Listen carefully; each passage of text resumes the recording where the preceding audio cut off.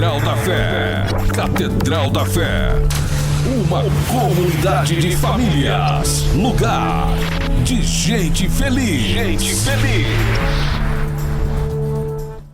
Nós leremos 3 textos bíblicos. Os nossos irmãos estão aqui, estarão me ajudando na leitura bíblica. Primeiro, Mateus 11, 28, 29. Após, está na apostila de vocês no início. Lucas 9, 23 e 24. E Marcos 1, 17. Essa é a lição 1. Hoje nós estamos aqui renovando a nossa EFO, começando praticamente mais um módulo. Nós já temos 3 módulos e mais esse módulo agora. A chamada do obreiro. Então nós vamos aprender hoje como deve ser a chamada do obreiro, ou como foi a chamada do obreiro. E vamos ter como base os discípulos de Jesus. Então vamos ler Mateus 11, 28, 29, pode ler o 30 também. Tomai sobre vós o meu jugo, e aprendei de mim, que sou manso e humilde de coração, e encontrareis descanso para a vossa alma, porque o meu jugo é suave e meu fardo é leve. Amém. Lucas 9, 23 e 24.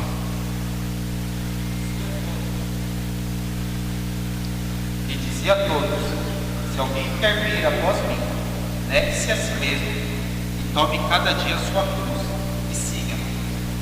Porque qualquer que quiser salvar a sua vida, perdê-la-á. Mas qualquer que, por amor de mim, perder a sua vida, a salvará. Marcos 1, 17. Disse-lhe Jesus: vinde após mim, e eu vos farei pescadores de homens. Amém? Vocês foram chamados para serem pescadores de homens. Mas antes de sermos pescadores de homens, é claro no genérico, homens e mulheres, nós precisamos aprender do nosso mestre. Amém? Pai, nós te agradecemos pela leitura desta palavra. Esteja conosco nesta noite, em nome de Jesus. Amém e amém. Tome assento, por gentileza. Vamos começar a leitura. Na introdução, quando Jesus iniciou o seu ministério, escolheu 12 discípulos. E Marcos 1,17 diz isso. Ele está ali no mar da Galileia, e então ele sai e escolhe os primeiros 4 discípulos, que foram Pedro, André. Pedro é chamado de Simão. Pedro, André, Tiago e João. E aí começa a chamada. Nós vamos entender mais tarde por que essas pessoas são mais próximas de Jesus, não é? 12 discípulos que aprenderiam. Repete comigo: aprenderiam. Isso. Aqui traz uma ideia de que a gente precisa sair do raso, irmão. A gente às vezes está na igreja já há 10, 15, 20 anos, não conhece os livros de cor, não consegue achar textos na Bíblia, porque precisa daqueles selinhos que eu queria um dia lá na entrada da igreja arrancar o selinho todinho de toda a Bíblia, para a gente aprender a decorar os livros da Bíblia. Primeira coisa que eu fiz quando era jovem foi decorar os livros da Bíblia, e eu cantava. Lembra daquela musiquinha? Gênesis, Êxodo, Levíticos, Números, Deuteronômio, Josué, Juízo. E aí ia. E eu aprendi a decorar todos os livros da Bíblia. E até hoje eu fico cantando isso, para quando precisar achar a Bíblia não ficar onde é. Você fala, vamos ler em Apocalipse, o bonitinho está em Gênesis, não é? Você fala, vamos ler no Evangelho de João, ele está em Apocalipse, totalmente perdido. Então já é tempo de nós sairmos do raso. Eu queria ler em Ezequiel 47, e nos versículos 3, 4 e 5, nós aprendemos aqui os estágios. Esse texto bíblico é muito usado para os estágios de aprendizado, de ensinamento, de imersão na presença de Deus. Então vamos ver? Ezequiel 47, versículo 3. Saiu aquele homem para o oriente, tendo à mão um cordel de medir. Mediu 1000 côvados e me fez passar pelas águas que davam pelos tornozelos. Mediu mais 1000 e me fez passar pelas águas que davam pelos joelhos. Mediu mais 1000 e me fez passar pelas águas que me davam pelos lombos. Mediu ainda outros 1000, e era já um rio que eu não podia atravessar, porque as águas tinham crescido, águas que deviam passar a nado, rio pelo qual não se podia passar. Amém. A minha pergunta nessa noite é: que estágio você está da vida cristã? Você está com água no tornozelo, com águas no joelho, com águas no lombo, ou você já mergulha, ou você já nada, ou você já está imerso na presença de Deus, no Espírito Santo, na palavra de Deus? Você já consegue dominar alguns livros, já consegue dominar alguns assuntos? Qual é o teu estágio? Eu queria que você parasse para pensar, porque não há mais tempo de ser soldado raso. Nós precisamos sair do raso para algo que Deus tem para as nossas vidas. E nós precisamos estar apto para realizar tudo aquilo que Deus quer que a gente realize. Amém, irmãos? Para não pegar um testemunho de Jeová no portão e ele conseguir convencer você. Para não pegar um espírita e ele conseguir convencer você. E você não ter diálogo, você não ter estrutura para dialogar com uma pessoa nas escrituras. E bispo, e quando o cara de repente for um ateu, ele não crê nas escrituras? Aí tem que estar mais fundo ainda, porque você vai ter que explicar isso através da ciência, através da arqueologia. E eu me recordo que um dia eu peguei um cientista, eu trabalhava num banco e ele era cientista. E ele disse: Paulo, você fica falando desse Jesus aí, mas eu não creio nele, eu não creio na Bíblia. Me prova de outra forma que realmente Deus existe. E eu tinha estudado. E eu disse para ele assim: sim, eu vou explicar para você segundo a ciência. Ele acreditava, ele cria na evolução. Eu disse assim: eu sei que você crê na evolução, não é isso? Ele disse: sim. E não tem nada que não me tire disso. Eu creio nisso. Eu perguntei: você acredita que as coisas estão evoluindo? Ele disse: sim. Eu falei: você não conhece as 2 leis da termodinâmica? Ele perguntou: sim, conheço. Qual é a primeira? As coisas permanecem do jeito que foram criadas. Qual é a segunda?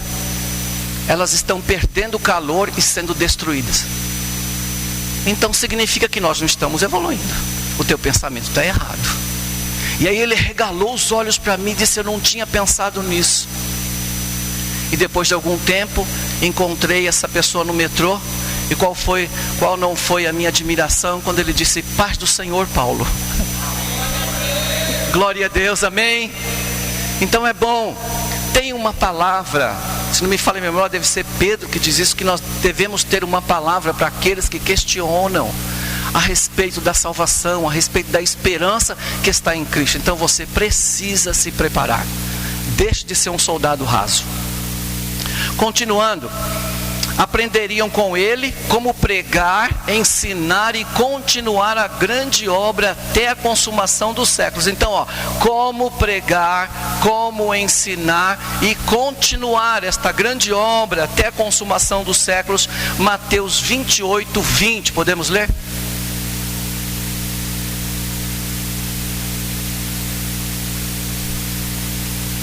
Ensinando a guardar todas as coisas que eu vos tenho mandado. E eis que estou convosco todos os dias até a consumação dos séculos. Amém. Amém? Aguardar. Algumas pessoas dizem assim: não, irmão, a gente não precisa estudar porque o Espírito Santo lembra. O Espírito Santo, desculpa a expressão, não lembra preguiçoso. E esse texto aí foi escrito de lembrar, porque os evangelhos foram escritos 60, 70 anos depois do que aconteceu. Os discípulos não tinham material nas mãos para poder consultar. Eles precisavam ser lembrados pelo Espírito Santo do que Jesus havia dito para eles. Mas hoje você tem uma Bíblia. Hoje você tem as Escrituras. Hoje você tem livros, tem comentários bíblicos, dicionários, tanta coisa boa que você tem hoje. Esses discípulos precisariam aceitar de bom grado. Repita comigo, de bom grado, irmão. Ninguém forçou você a ser um obreiro. Você aceitou um dia. Um dia Deus tocou no seu coração e você aceitou isso. Agora o que não dá é a gente fazer a obra de Deus de qualquer jeito.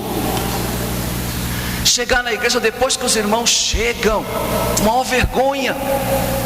Nós deveremos estar aqui para dizer a eles: sejam bem-vindos, nós estávamos esperando por vocês. E eu achei tão lindo nas nossas 12 unções, nossa pastora, pastora Nilceia, mais a pastora Tidinha, estavam ali na entrada, gente, dizendo assim: sejam bem-vindos, como é bom receber você de novo. Gente, isso é tão bom na vida da gente que você não imagina. Levanta a gente, dá ânimo para a gente, não é? E como a gente está acostumado a estar todo domingo junto e outros dias, a gente acha que não precisa mais cumprimentar ninguém, que não precisa mais dizer para ninguém que é bem-vindo, que é bom a pessoa estar ali. Que bom que você veio, que gostoso que você pode estar com a gente hoje aqui, compartilhando da palavra de Deus. Então a gente aprende aqui: aceitar de bom grado o desafio proposto pelo Mestre Jesus. Esse é o desafio proposto àqueles que desejam adorar, servir e trabalhar para o grande e único Salvador. E disse Jesus: sigam-me e eu os farei pescadores de homens. Mateus 4,19. E disse-lhes: vinde após mim, e eu vos farei pescadores de homens. Isso, não pregadores de ideologias hoje, porque a gente está esquecendo da Bíblia, gente. A gente está indo para o YouTube, está cheio de maluco no YouTube. Tem coisa boa, mas está cheio de doido no YouTube, gente. E se a gente não tem uma noção teológica, você recebe aquilo e você não sabe que ele está te levando talvez para uma outra vertente da teologia, não é? E você fica ali perdido, que depois ainda vai ensinar aquilo. Então veja como é interessante a gente ter noção. Nós estamos vivendo uma época que as pessoas não querem ler mais. Tudo é rápido. E para piorar isso, agora o pessoal está oferecendo livros resumidos. Você pode ouvir o livro enquanto você corre. Eu não sei o que o cara resumiu, eu não sei que ideologia ele está trazendo para mim. Eu tenho que ler o livro inteiro para criticar, para fazer uma crítica em cima da leitura que eu estou fazendo. Mas ele resume para mim, irmã Priscila, entrega pronto. Então nós estamos vivendo no tempo do disque pizza. Tudo vem pronto nas mãos. A gente tem preguiça de estudar. Começa a ler um livro, tem uma palavra difícil, pula, eu não acredito, pula, eu não entendi, pula, eu não sei o que quer dizer, mas tá bom, vamos lá, vamos para frente. Não é quando você devia, vai lá. Hoje se você não tiver um dicionário, você tem coisas que os nossos pais não tinham, que a gente não tinha naquela época, que é um Google. Coloca a palavra lá, busca sinônimos daquela palavra para esclarecer. Tenha outras Bíblias em outras versões para você poder ler e você entender um pouco melhor aquilo, esclarecer para você, para depois você passar para outras pessoas. Então vamos lá, na letra A nós temos Mateus 11:28. Eu acho que nem precisa ler porque está aqui, essa parte agora. E diz como? Vamos juntos? Mateus 11:28. Letra A: vinde a mim todos os que estáis cansados e oprimidos, e eu vos aliviarei. Quando eu leio um texto, eu já leio fazendo um exame nele. Então eu posso dividir esse texto em 3 partes. Primeiro, vinde a mim todos. Os pregadores, isso é um prato cheio, Vinde a mim todos. E depois, que todos? Os que estáis cansados e oprimidos. Por quê? Porque eu vos aliviarei. E aí nós vamos perceber, a vida no pecado é pesada demais e sem futuro. é sem esperança e é sem expectativas de melhoras. Não é assim? A gente vê pessoas que não têm expectativa. Você olha nos olhos das pessoas hoje, não tem brilho. Eles não sabem o que vão esperar amanhã. Você vai para uma fila de um ônibus, alguma coisa. Qual é a conversa? Como que o diálogo começa? Tá frio, né? Tá calor, né? Tá cara a passagem, né? Você viu como as coisas estão difíceis, né? E a gente não tem uma palavra de Deus para quebrar aquele diálogo e dizer assim: mas em Jesus as coisas são diferentes. Com Jesus a coisa é diferente. Eu me lembro de um pastor que ele entrou na fila, né? Ele era um pouquinho radical, mas ele entrou na fila. E aí estava todo mundo na fila, acho que era do INSS, para conseguir uma vaga no hospital. E ele estava lá e falou, eu perguntava para cada um que tinha. Aí ele falou assim: graças a Deus que eu tenho precisado pouco de hospital. E o pessoal perguntou: mas por quê? Porque eu tenho um Deus todo poderoso, que quando eu falo com Ele, Ele me cura. As pessoas começaram a perguntar para ele: então fala um pouquinho disso que eu não sei. Abriu a porta e eles começaram a pregar a palavra de Deus. E a gente perde às vezes oportunidades, porque as pessoas estão sem expectativa, sem esperança e sem futuro. É dessa forma, por que eu estou ensinando isso? Porque é dessa forma que Jesus vai encontrar aqueles discípulos, que Ele vai chamar. E Ele precisa incultar nestas pessoas esperança, vida, alegria, para que eles possam segui-lo. Então vamos lá, os discípulos necessitavam ir até Jesus para serem libertos da opressão, do cansaço que a lei de Moisés não conseguia tirar. Somente em Jesus eles seriam aliviados da pesada carga do pecado. Então a gente entende que só Jesus é capaz de libertar os fardos da nossa vida. Mas vocês sabiam que tem muitos crentes vivendo cheio de fardos dentro da igreja? Porque não entregam isso para Jesus, porque não conhecem a sua palavra, e aí se condenam a cada momento, toda hora estão se condenando. Você percebeu? Foi aquilo que eu ministrei no domingo passado. Uma hora o bonito está no céu, na segunda está no inferno, na terça está no purgatório, e aí vai, cada hora a pessoa está num lugar. Já percebeu que a gente fica assim? Uma hora você chega na igreja, está todo crente, está até apontando o dedo para os outros, mas tem hora que você senta lá no fundo, que você fala: eu não sou nem digno de entrar na igreja hoje. A gente fica nesse desnível espiritual, sabendo que o nosso Deus não muda, e aquilo que Ele deu para você, Ele não tira. Então a minha salvação está guardada em Deus, nada pode abalar isso, irmão. Amém? Eu sou arminianista, tá? Não sou calvinista. Amém? Então a gente sabe que é se você quiser. Se você não quiser, né, Deus não vai forçar. Não, queridinho, por favor, vai, entra aqui no céu, né? Se você quiser, tá tudo certo. Se você não quiser, não é? Então vamos lá. Na letra B, então Jesus diz: vinde a mim.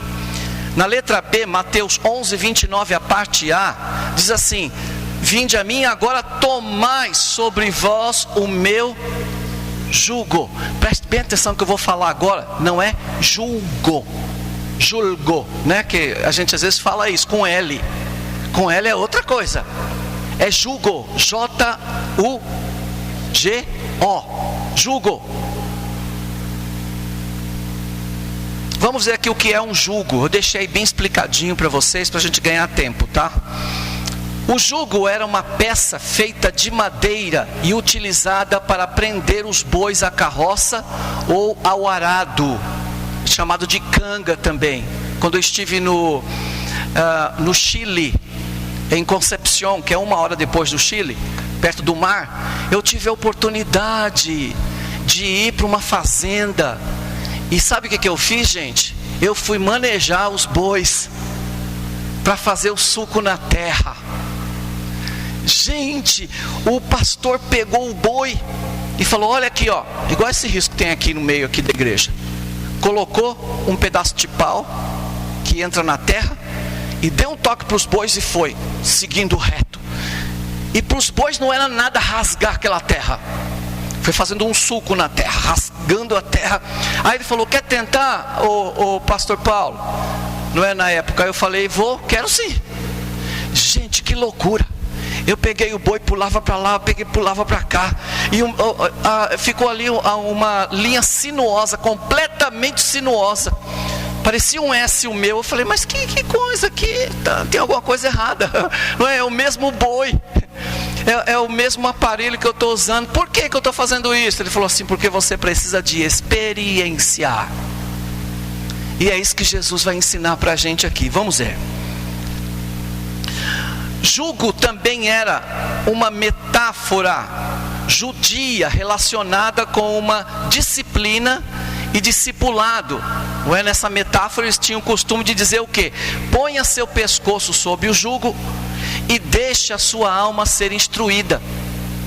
Então era isso que eles diziam naquela época. Deixa, então, se coloca, se humilhe, coloque-se debaixo com humildade do ensinador. E aí vai acontecer isso contigo. Deixa a sua alma ser instruída. Jesus estava dizendo aqui: vocês estão sob um jugo que os deixa cansados. Tirem este jugo e experimentem o meu. Olha que forte que é isso. Deixa esse cansaço, deixa esse desespero, deixa essa preocupação, deixa tudo isso que toma o nosso tempo, que rouba o nosso tempo. O tempo todo nós estamos preocupados, estamos desesperados. Parece que a gente não é crente. Toda hora, ai meu Deus, o que eu vou comer? Ai meu Deus, o que eu vou vestir? Ai meu Deus, como é que vai ser isso? Ai meu Deus, se não arrumar emprego? Ai meu Deus, o meu aluguel? Ai meu Deus, a minha conta de luz. Se repete tudo de novo.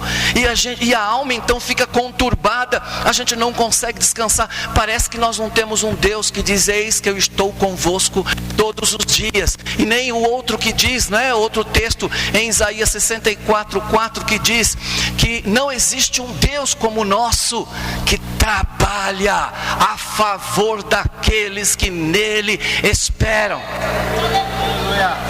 Glória. Quando você entende isso, meu, tem esse texto aí diante dos teus olhos, você diz: Deus, eu não vou me preocupar.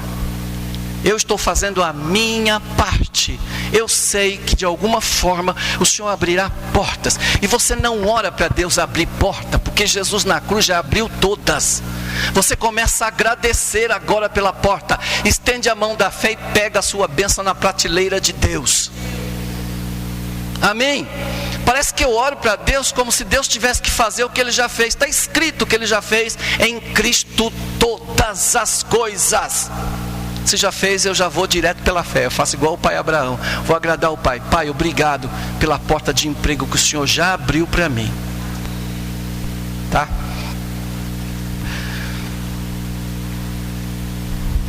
Aqui nós vamos ver em 1 Timóteo 6:1 e 1 Reis 12:10. Aqui uma ideia de que tanto servos como súditos, eles estavam debaixo de um jugo. Então vamos ler aqui, 1 Timóteo 6:1. Todos os servos estão debaixo do jugo. Estimem os seus senhores por dignos de toda honra, para que o nome de Deus e a doutrina não sejam blasfemados. Então o que esses servos fazem? Eles honram o seu Senhor. Depois, 1 Reis 12:10. E os jovens que haviam crescido com ele lhe falaram, dizendo: assim falarás a este povo que te falou, dizendo: teu pai fez pesadíssimo o nosso jugo, mas tu o alivia de sobre nós. Assim lhe falarás: meu dedo mínimo é mais grosso do que os lombos de meu pai. Essa passagem é aquela passagem de Roboão, quando Salomão, para ter aquele império que ele teve, ele impôs um imposto muito pesado. Então quando Salomão morre e Roboão assume o seu lugar, então os anciãos vão até ele para representar o povo e diz: diminui um pouco esses impostos, está pesado demais. E ele vai procurar instrução dos anciãos, e os anciãos dizem: olha, faça isso mesmo, que aí vocês terão este povo servindo vocês, está muito pesado, não é? E aí ele ouve os jovens daquele tempo e não ouviu os anciãos, as pessoas que tinham mais conhecimento, estrutura. E quando um dos jovens diz para ele isso aí, diga que o dedinho mínimo do meu pai, não é? Será mais pesado do que o braço, não é? Será mais pesado. E aí então ele racha o reino de Israel. ali, por uma tomada de decisão tão errada, ele rachou o reino de Israel, que foi dividido entre reino do norte e reino do sul. Mais à frente nós veremos isso aí. Vai guardando bem esses conceitos, porque à frente vai ficar fácil a gente compreender isso. Letra C, tomar jugo ou jugo de Cristo sobre nós significa nos colocar na mesma posição que os servos e os súditos e nos conduzir adequadamente em uma obediência consciente. Irmãos, obediência consciente. Quantos irmãos às vezes usam um termo que eu tomo cuidado para não falar isso? Hoje eu tenho que ir para a igreja. Quem já falou assim? Hoje eu tenho que ir para a reunião. Parece que aquilo é uma coisa forçada, que você não queria, mas você é obrigado a ir. Você está indo contra a sua vontade. Aqui fala de uma obediência consciente a todos os seus mandamentos e em uma submissão alegre. Eita, meu Deus, eu acho que vocês entenderam muito bem, né? Me alegrei quando me disseram: vamos para a casa do Senhor. Aqui não tem que ser um lugar que é forçado. Aqui tem que ser um lugar onde você vai receber de Deus força, vai receber de Deus instrução, vai receber tudo de Deus para te fazer diferente lá fora. É uma escola, gente. E aqui, que pena que a gente só tem nos cultos no máximo 1h30, 1 hora para ensinar a igreja, que ficará lá fora quantos dias aprendendo de outros lugares. Isso eu sempre falo para vocês. Então, é uma submissão alegre a todas as suas vontades. É obedecer ao Evangelho de Cristo, rendermos-nos ao Senhor. É o jugo de Cristo, o jugo que Ele indicou, um jugo que Ele mesmo apresentou diante de nós, pois Ele aprendeu a obediência, Ele aprendeu através das lutas e provas que Ele passou, Ele aprendeu a obediência. Ele faz uma obra através do seu Espírito, que habita e opera dentro de cada um de nós, pois Ele nos ajuda nas nossas fraquezas. Aquilo que você não consegue fazer, Ele fará em você, Ele fará por você, Ele fará através de você, através. Vamos ler o texto bíblico, Romanos 8:26. Também o Espírito semelhantemente nos assiste em nossa fraqueza, porque não sabemos orar como convém, mas o mesmo Espírito intercede por nós sobremaneira, com gemidos inexprimíveis. Glória a Deus. Você sabe o que eu quero dizer para vocês? Às vezes você vai orar e você não consegue expressar os sentimentos da sua alma. Tem hora que você não consegue nem orar, você só chora ou só geme. Eu já tive momentos de ficar no chão, ajoelhado e gemendo, sem ter forças para expressar uma palavra, só gemendo e chorando. E é nesse momento que o Espírito Santo, Ele vem, Ele conhece você, Ele mora dentro de você, Ele conhece você por dentro e por fora. Então o que Ele faz agora? Ele vai agora decodificar os sentimentos da tua alma e vai dizer: Jesus, olha lá, ele está passando por isso, por aquilo. Sabe esse gemido? Ele quis dizer isso, aquilo. Sabe aquela lágrima? Significa isso, aquilo. E o Espírito Santo então leva a tua mensagem direto para o coração de Deus. E do coração de Deus vem o refrigério para você. Você tem diante de Deus um intercessor, o maior intercessor, glória a Deus, que nunca perde uma intercessão. E Ele então vai dizer: Pai, libera a cura, libera o milagre, libera a vitória, libera essa porta, libera, Pai, glória a Deus.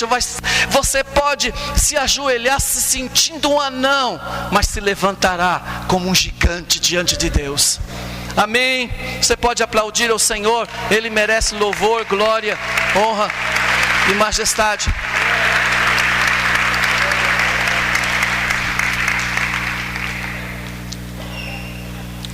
Um jugo dá a entender uma dose de dificuldades, mas se o animal precisa puxar, o jugo o ajuda. Os mandamentos de Cristo são todos a nosso favor. Nós devemos tomar este jugo sobre nós para nos ajudar. Nós tomamos o jugo para trabalhar, portanto, devemos ser diligentes. Então, essa palavra diligentes, né?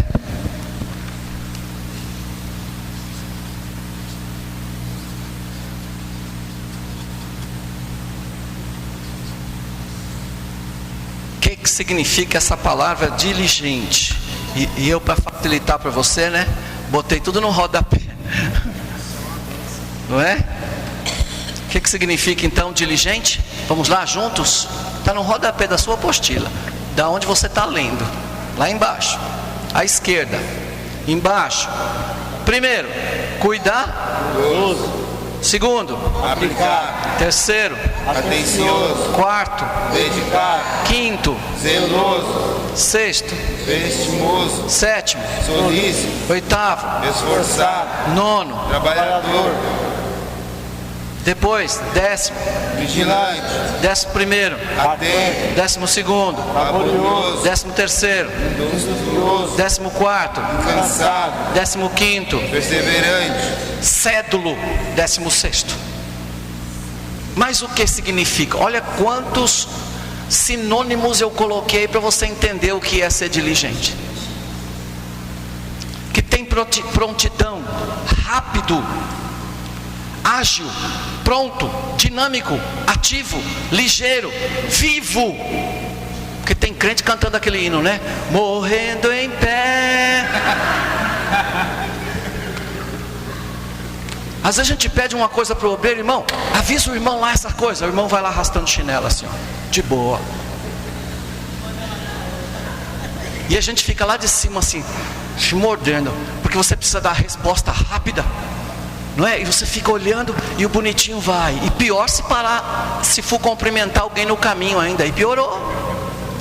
Por isso que vocês vão entender que Jesus vai dizer, ó, vai e não cumprimenta ninguém no caminho. Vai direto, mandei fazer, vai direto. Quando eu era diácono na igreja, eu era um pé na embreagem e outro no acelerador. O pastor olhava para mim e eu fazia assim. Já, ficava assim, preparado, né? Mas hoje a gente fica assim, ó. Eu aqui, não sei se lá na igreja do apóstolo, se lá na igreja da pastora, não sei se é. Você fica assim.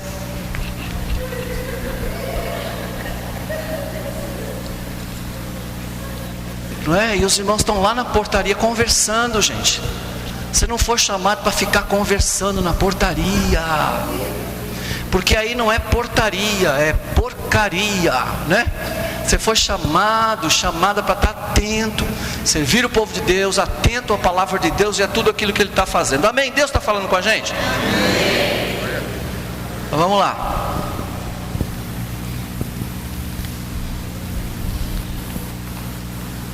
Diligente, tá? Nós tomamos o jugo para nos sujeitar, portanto devemos ser humildes e pacientes. Nós tomamos o jugo juntamente com nossos irmãos, que também são servos. Coloquei servo aqui, não é nessa questão de servir o outro. Eu sempre falo para vocês que Jesus disse, já não chamo mais vocês de servo, né? Por quê? Quem é que se lembra? Já não chamo mais de servo, mas tem os chamados de amigos. E depois que as mulheres recebem a informação da ressurreição de Jesus, ele diz, vai, fale com meus irmãos e vossos irmãos. Então aqui a gente sai da esfera de servo e vai para irmão.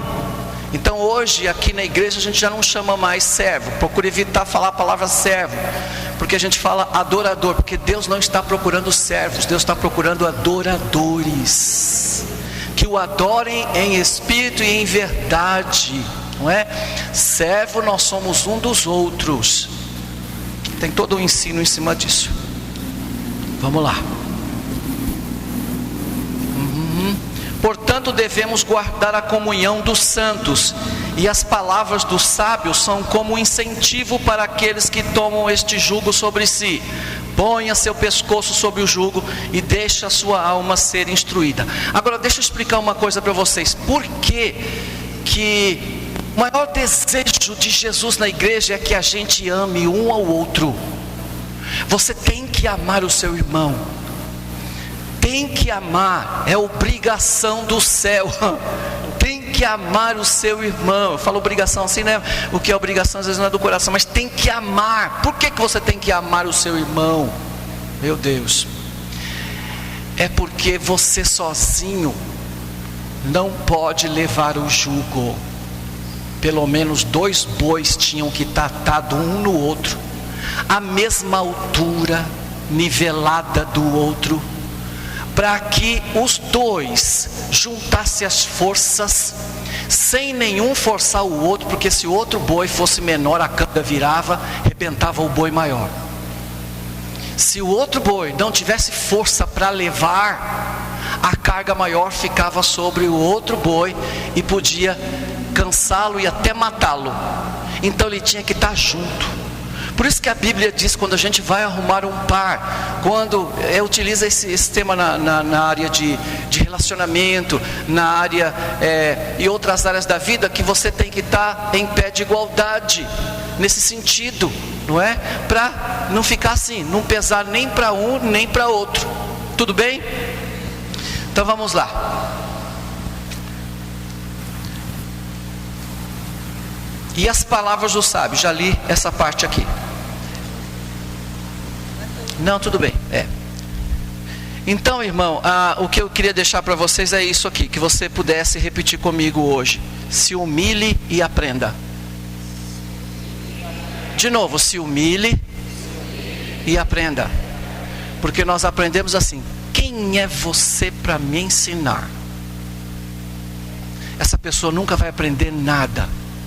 Meu irmão, até hoje, não é? Às vezes o pessoal pode pensar, mas o que o bispo vai aprender? Eu aprendo todos os dias com os meus irmãos. Aprendo lição de humildade, aprendo lição de servir. Né? Pastor Moisés chegou aqui com a pastora Damares, deram uma olhadinha lá no banheiro que não estava muito legal. Eles podiam ter saído de lá e falaram: nós somos os pastores da igreja. Vem cá, diácono, a limpar o banheiro. Quando eles saíram de lá, eu perguntei: o que vocês estavam fazendo? A gente estava limpando o banheiro.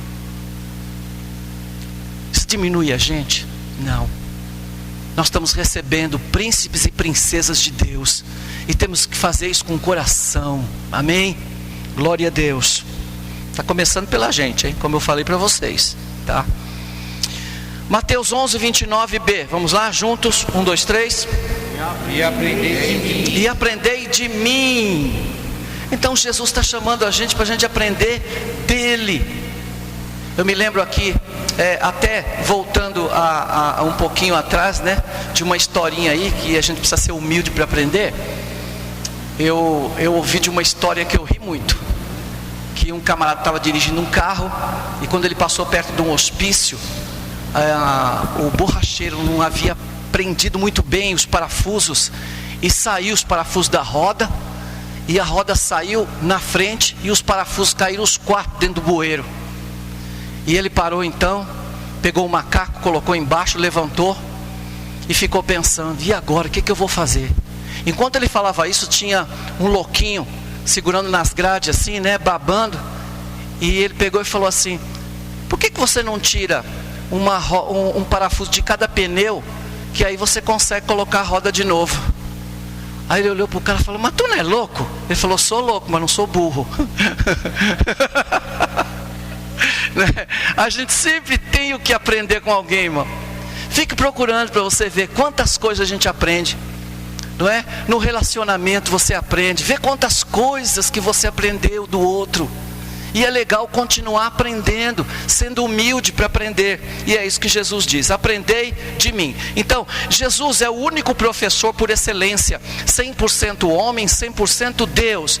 Aprender dele significa literalmente tornar seu discípulo, seu aprendiz, e aceitar seu ensino. Significa compreender que a verdade do Evangelho revela a salvação mediante a confiança unicamente em Cristo. Jesus sempre pensava, ensinava e agia de forma apropriada. Seu tempo na terra foi curto. Quantos anos? 3 anos apenas. Começa seu ministério com 30 anos, encerra o seu ministério com 33 anos, já na cruz. Seu tempo na terra foi curto, mas teve uma carreira recompensadora e gratificante. Olha o que em 3 anos ele conseguiu fazer, gente. Jesus, através dos discípulos, preparou os discípulos, e esses discípulos em 3 anos, praticamente, naquela época, a palavra de Deus conseguiu chegar aos confins da terra. E eles não estavam numa universidade, e eles não eram capacitados, eram indoutos. A palavra indouto significa aquele que não tem uma capacitação, não é? Mais alta. Mas eles tinham amor no coração. Eles amavam a Jesus e decidiram aprender com Ele. E por causa disso eles revolucionaram o mundo. Amém? E nós precisamos revolucionar o nosso bairro também, irmão. Só que não é um clubinho, não. Infelizmente nós achamos que a nossa igreja é um clubinho de crente. Os vizinhos do lado morrendo, do outro lado a gente não sai. Eu acho que a gente precisa aprender com testemunha de Jeová. Precisa aprender a sair de 2 em 2, batendo nas portas. Um dia eu me recordo, jovem, nariz empinado, um testemunho de Jeová bateu na porta da minha casa, um casal, e disse assim: o senhor teria um tempo a gente ensinar um pouco da palavra para você?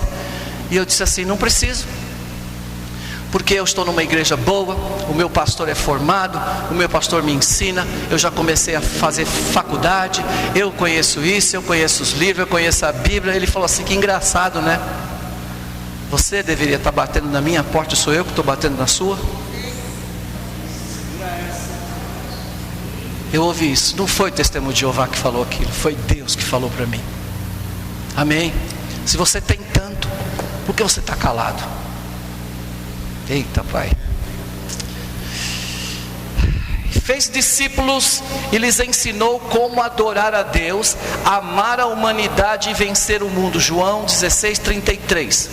Estas coisas vos tenho dito para que tenhais paz em mim. No mundo tereis aflições. Tende bom ânimo, eu venci o mundo. Se você está em Cristo, então você não irá vencer, você já venceu. Dá para entender isso, irmão? Se você entendesse maior, você tinha dado um glória a Deus, uma salva de palmas. Você não entendeu como deveria entender, não é? Encheu-lhes o coração de esperança e lançou luz sobre a vida e a incorrupção por intermédio das boas novas do Evangelho. 2 Timóteo 1:10. E que é manifesta agora pela aparição do nosso Salvador Jesus Cristo, o qual aboliu a morte e trouxe à luz a vida e a incorrupção pelo Evangelho. Amém? Isso que Jesus trouxe para eles fez com que o poder corrosivo do pecado fosse destruído dentro deles. Eles compreenderam isso agora. Agora eles poderiam sair com autoridade, pregando a palavra de Deus, porque tinham compreendido por intermédio do Evangelho. Se você se considera um discípulo de Jesus, deve segui-lo, aprender com os ensinamentos deixados por Ele. Seus ensinos irão enriquecer a sua vida. Amém? Glória a Deus. Que coisa bonita isso aqui. Vira a página aí. Isso envolve o quê? Envolve aceitar o ponto de vista dele e aplicar princípios básicos. Agora, quais são esses princípios básicos? Você percebe que eu não tenho muito tempo e espaço para ficar esmiuçando as coisas, e você deverá fazer isso depois, com esse material que está nas tuas mãos. Então vamos ver o que diz Lucas capítulo 14, 26 a 27. Então vamos ver como é que eles aplicaram esses princípios básicos na vida deles. Vamos lá. Se alguém vem a mim e não aborrece a seu pai, e mãe, e mulher, e filhos, e irmãos, e irmãs, e ainda a sua própria vida, não pode ser meu discípulo. Sim, desculpa. E qualquer que não tomar a sua cruz e vier após mim, não pode ser meu discípulo. O que será que ele quer dizer com isso? Se você não aborrecer a sua casa, não a sua casa cristã, tá? Você está numa casa, eles não são cristãos, e você é igual a todos. você não faz diferença dentro da sua casa, você não causa sede às pessoas que estão dentro da sua casa. Quando ele fala aqui que a gente deve fazer essa diferença, ou ser o exemplo dentro da casa, não é? Se você continua sendo o mesmo, você não mudou em nada. Os teus pais são espíritas, você é espírita junto com ele, você concorda com ele, você concorda com tudo que se fala dentro da casa, sabendo que o evangelho é contra aquilo que estão propondo, e você nunca se levanta para falar isso, porque quando você falar, eles virão contra você. Aí vai haver a divisão dentro da casa. É desse tipo de divisão que ele está falando. Ele não está mandando você dividir família, não, mas eles precisam saber que você é um discípulo de Jesus, que você é alguém especial, que quando eles precisarem de alguma coisa, eles vão correr para você e vão dizer: ora por mim, porque você é isso. E alguns de nós já experimentamos isso dentro da nossa casa, porque os nossos parentes nos procuram, nossos irmãos nos procuram. Quando eles estão com dificuldade, eles correm para quem? Isso já é um indício de que isso está acontecendo na sua vida. Amém? João 8, 31, 32. Jesus dizia: pois aos judeus que criam nele, se vós permanecerdes na minha palavra, verdadeiramente sereis meus discípulos, e conhecereis a verdade, e a verdade vos libertará. O que é que te liberta? O que é que te liberta? A gente sabe que a verdade é Jesus, e a palavra é o verbo encarnado. Então, é ler isso, é estudar isso que vai liberar você, vai libertar você de uma série de culturas que a gente traz. Gente, nós somos uma bolinha, eu sempre falo isso aqui, nós somos uma bola cultural. Cada um de nós recebeu um ensino de um lugar diferente, e aí a gente às vezes vai conversar um com o outro, a gente fala uma palavra, o outro entende outra. Por quê? Porque dentro do meu contexto cultural, a palavra que eu estou falando tem um sentido, no contexto cultural do outro tem outro sentido. Eu costumo dizer aqui, explicar aqui de uma forma bem clara, é quando a gente fala assim: Deus é Pai. Aí você pensa: Deus é Pai, legal, meu pai foi bom, meu pai foi maravilhoso, então Deus é maravilhoso. E o outro, que o pai foi um carrasco, que o pai não foi legal, que o pai foi ausente, que o pai fez ele sofrer, que o pai fez a família sofrer, como é que vai ficar? Vocês estão vendo como... Então a gente precisa arrebentar essa bolha, que chama-se de cosmovisão. Quando você sai dessa bolha e vai entender um pouco a bolha do outro, vai entender a bolha do vizinho, vai entender a bolha do outro lado, aí você começa a adequar a palavra de Deus de acordo com a necessidade de cada pessoa. Uau! Eu não li Mateus 10, 24, né? Então só lê o 24 só, quem tiver aí na mão. Isso aqui é legal. Não é o discípulo mais do que o mestre, nem o servo mais do que o seu senhor. Só aí. Então não queira ensinar Jesus. Ele já deixou você no patamar dele. Eita Deus da glória. Ele disse: não é o discípulo maior do que o seu senhor. Depois o que ele diz? Mas o discípulo deve ser como o seu senhor. Qual é o próximo versículo que diz? Acho que é o 25. O 25 fala da cruz, é? Peraí, bispo, eu vou pegar aqui. É de Beelzebub. Mateus 10, 25 agora. Basta ao discípulo ser como seu mestre. Isso. E ao servo como seu senhor. Basta você ser igual a Jesus. Mas não o Jesus Deus, o Jesus humano, o Jesus que amou, o Jesus que perdoou, não é? Eu disse para vocês que às vezes nós vamos ter diferenças dentro da igreja, mas saiba entender as diferenças, porque o casamento ensina isso.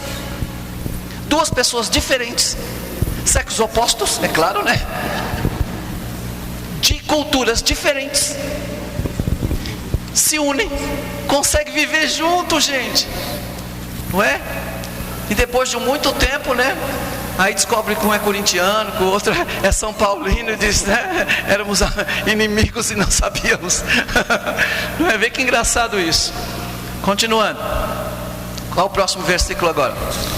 João 13:35. 13:35, vamos lá. Nisto conhecerão todos que sois meus discípulos, se tiverdes amor uns aos outros. Pronto. Base lá em Coríntios capítulo 1 Coríntios 13, se não me falha a memória, que fala sobre o amor, né? Isso. Então a base é o amor. Se você não construir em cima da base que é amor, tudo que você está fazendo vai ruir.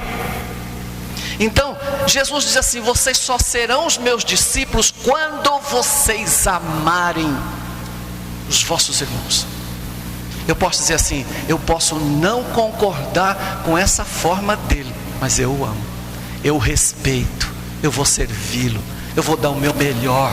E aí a gente até se fala, porque se não fosse assim, gente, lá na faculdade estava um matando o outro. A gente está lá estudando agora, tem um da Batista, tem um da Metodista, tem um da Luterana, tem um de não sei o que. A gente reúne para tomar um café juntos e fala assim: gente, você concorda que Jesus é o Filho de Deus? Concordo. Você concorda que Ele morreu para nos salvar do pecado? Concordo. Você concorda que um dia Ele voltará para nos buscar? Concordo. Você concorda que nós iremos morar juntos nos céus? Concordo. Então, meu irmão, dá um abraço aqui, oh glória a Deus. O resto é diferenças. Amém? Amém. Glória a Deus. E às vezes a gente fica com rusga dentro da igreja. Porque não fez como eu queria. Porque não. E aquilo lá.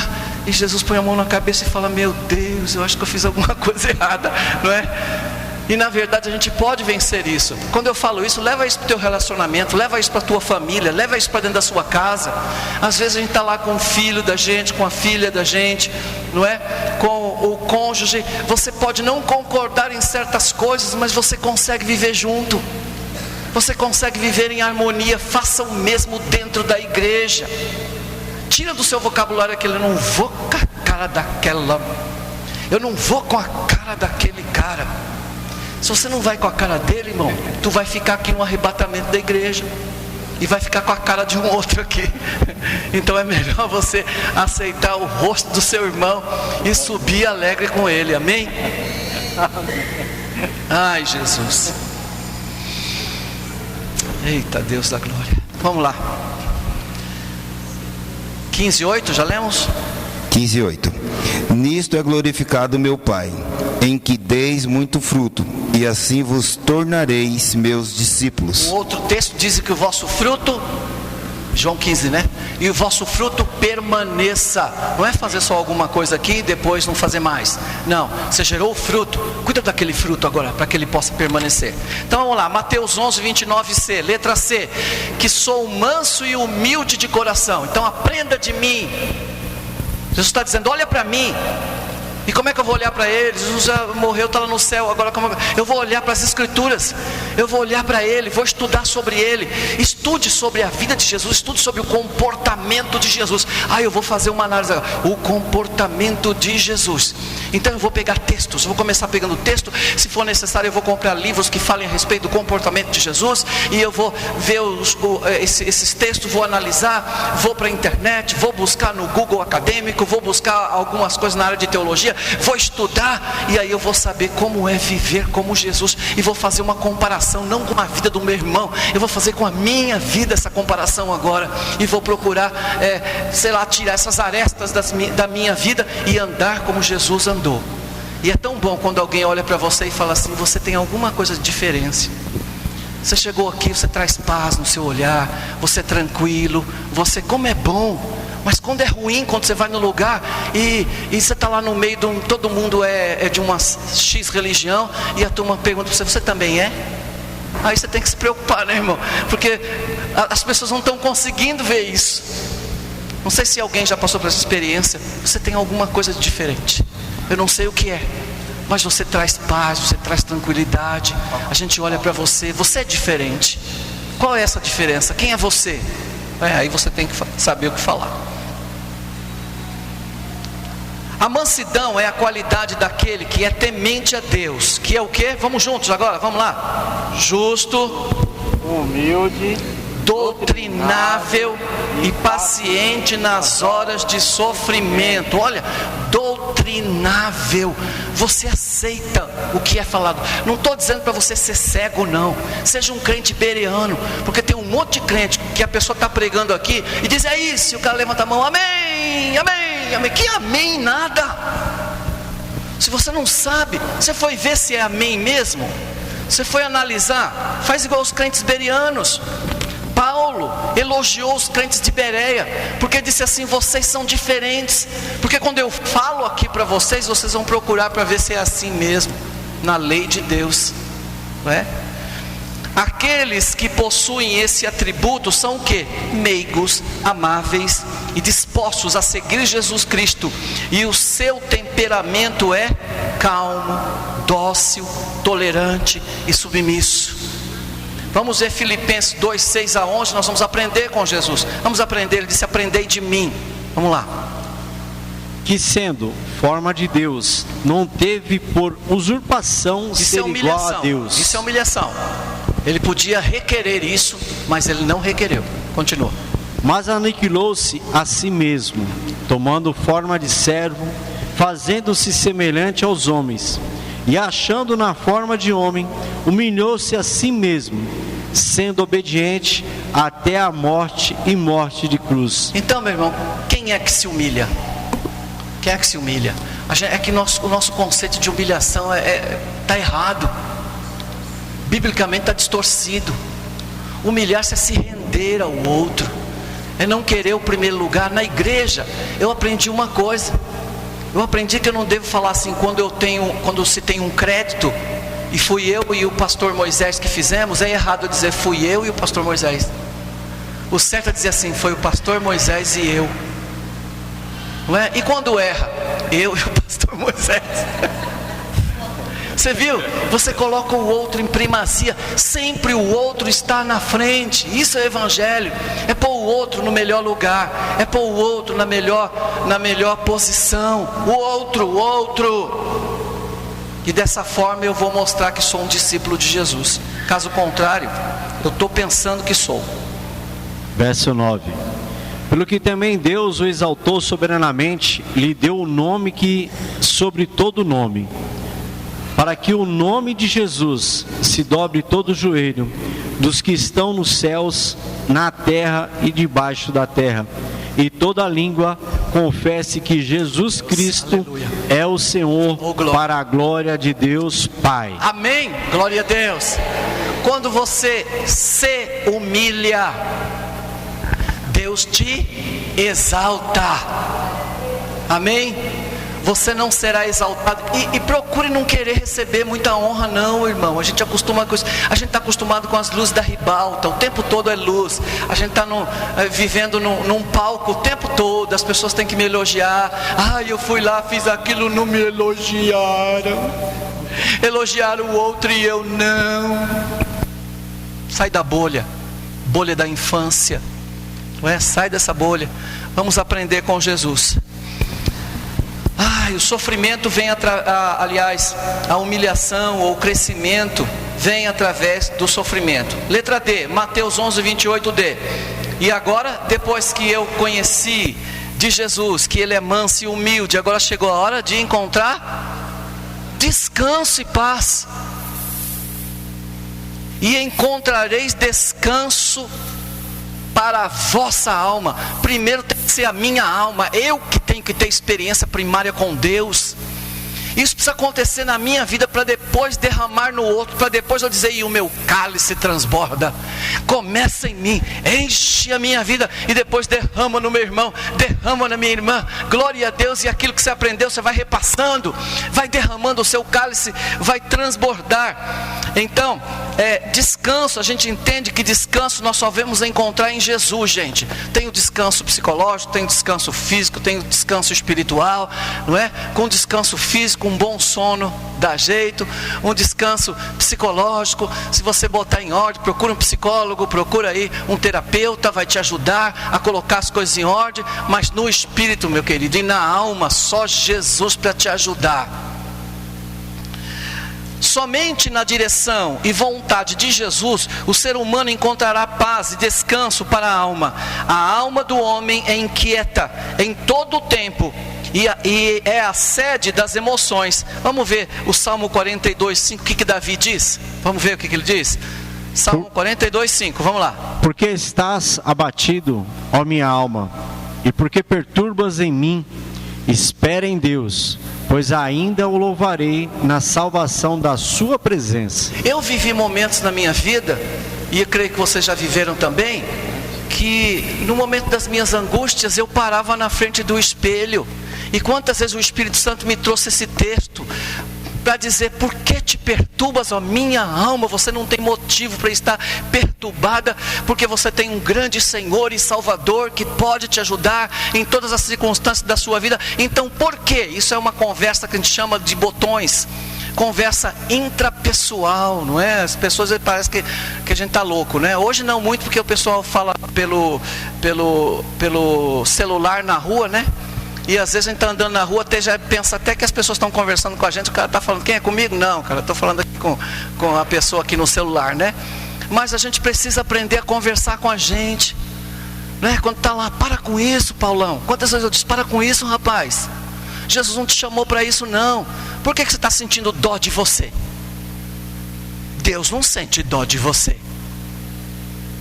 A gente fica lá querendo ganhar Deus com chorinho, né? Ai, Jesus, ai, por favor. Jesus não se move com chorinho, não. Ele se move pela palavra dele. Amém? Só Jesus tem o poder de acalmar a sua alma, porque ele já acalmou outras coisas nessa terra também. Vamos ler? E ele, despertando, repreendeu o vento e disse ao mar: cala-te, aquieta-te. E o vento se aquietou.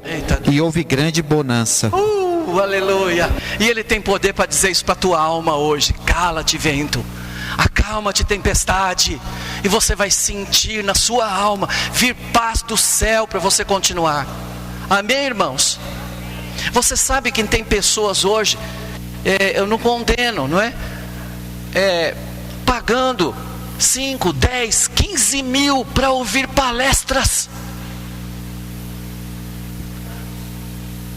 Os coaches da vida, para ouvir o que?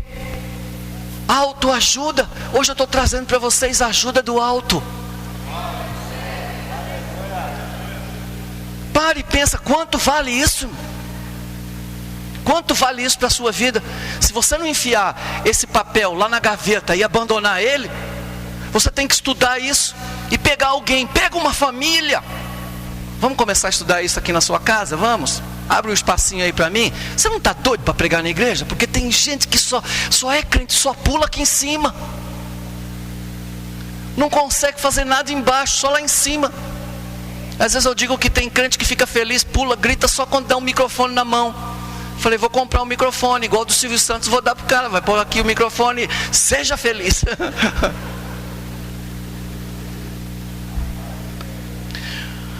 Eu coloquei aqui para depois você ouvir, que eu achei lindo. O louvor aquieta minha alma, faz meu coração ouvir tua voz, do Ministério Zoe. Não é? Põe lá o hino. Está inquieto, põe o hino, né? Eu falei que eu tenho vivido tão sozinho que eu converso direto com a Alexa, né?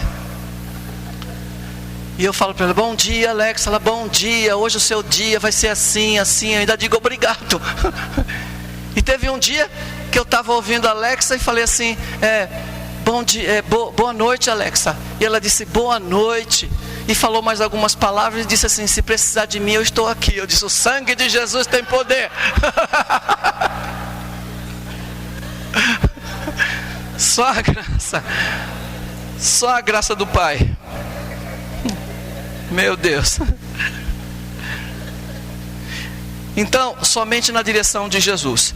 Letra E, Lucas 9:23a. Se alguém quiser vir após mim, renuncie-se ou negue-se a si mesmo. Então, se alguém. Aí eu achei legal que eu fui separando aqui. Primeiro, se alguém quer vir após mim, isso indica que Jesus não está dizendo você é obrigado a me seguir. Ele está dizendo se você quiser. Aí eu coloquei aí, analisando, você pode pôr letra A, depois no após, letra B, né? Analisando o C. O C o que é? Uma condicional. Se você quiser seguir, você que sabe onde o seu calo está apertando, você que sabe qual é o seu problema, você que já procurou tudo, você que sabe, se você quiser dar uma chance para mim, as coisas podem mudar. Depois ele diz o quê? Após mim. E aí você vai perceber que não é para você correr na frente de Jesus, gente. Porque o que tem crente andando na frente de Jesus não é brincadeira. Está escrito depois de. Após é depois de. Em seguida, atrás de. E daí você vai ter que abrir mão de uma série de coisas para ir seguindo Jesus. Jesus não tem que se adequar às suas coisas, você tem que se adequar a Ele. Ah não, meu horário Jesus tem que adequar. Não, meu irmão, é você que vai se adequar. Não, eu arrumei um emprego e nesse emprego não posso vir no domingo. Problema seu. Você sabia que você tem um compromisso com Deus e Ele devia estar acima de todas as coisas. Você sabia que o fato de você não vir mais à igreja, você vai começar a enfraquecer, vai começar a descambar e daqui a pouco você vai para onde? Minha filha esses dias disse, apareceu um monte de emprego, pai, mas rouba o meu sábado, rouba o meu domingo, eu não vou trocar nada pela igreja. Não, eu falei, isso filha, Deus vai te honrar, põe Ele na sua frente, que você vai ver como Ele vai te honrar. Amém? Os discípulos seguiram o mestre quando Ele os chamou da primeira vez, em Lucas 5:11. E arrastando eles os barcos sobre a praia, deixando tudo, o seguiam. Isso, eles seguiram a Jesus, mas nem sabia. Pastor Daí não tinha em mente que seguir Jesus estavam levando ele para a cruz. Em seguir Jesus, todos eles, menos João, morreram vituperizados, né? Todos eles morreram de alguma forma trágica, foram mortos. Mas naquela ocasião eles não tinham ideia que a sua carreira terminaria com a cruz. Eles ainda pensavam em termos de conquista e poder. Quem dentre eles era o maior? Lucas 22:24. Por isso que Jesus diz, vem comigo, porque vocês estão brigando para ver quem é que pesca mais, quem é mais poderoso, quem tem o barco melhor, quem tem a administração melhor. E depois eles trazem isso para dentro do discipulado, quando eles vão brigar para ver quem é maior. E a mãe de um deles vai lá conversar com Jesus à parte, para ver se quando Jesus assumisse o poder, porque é isso que eles tinham na mente, assumisse o poder de Israel, eles esperavam que Jesus, que o reino de Jesus fosse livrar Israel do jugo romano. Então, quando eles fazem isso, a mãe pede, faz o seguinte, Jesus, coloca um filho meu à direita e o seu outro à esquerda. Então, quando eles descobrem um quebra-pau que vocês não imaginam, vocês não imaginam como o que aconteceu lá com eles depois que eles se reuniram e souberam. Foi um quebra-pau mesmo, quebra-pau pentecostal, né? O fogo caiu mesmo. Eles ainda pensavam em termos de conquista. Lucas 22:24. E houve também entre eles contenda sobre o qual deles parecia ser o maior. E não é isso que acontece na igreja? Por que o pastor escolheu o outro e não eu? Por que a pastora? Porque não sei, eu acho que lá não acontece, né, apóstola? Lá não tem esse problema, né? Por que ela escolheu ela e não eu, ele e não eu? É só aqui na catedral que acontece, né? A gente tem passado por isso. Este apelo foi uma advertência solene para a reavaliação da responsabilidade do discipulado. Então a gente tem que reavaliar, fazer uma reavaliação. Uma aceitação voluntária das incumbências e sofrimentos incidentes ao discípulo de Cristo. Que ele diz? Siga-me, que no grego é akolouteiri, né? Que é um imperativo, que significa o quê? Ele envolve uma ação persistente. Então é um verbo contínuo. Quando Jesus está dizendo assim, que eles devem seguir, dentro do grego ele está dizendo que prossiga me seguindo, sempre me seguindo, não é vem siga-me, é continue me seguindo. Amém? Essa é a ideia. Aí ele entra para uma área que a gente gosta, né? Outra palavra que boa.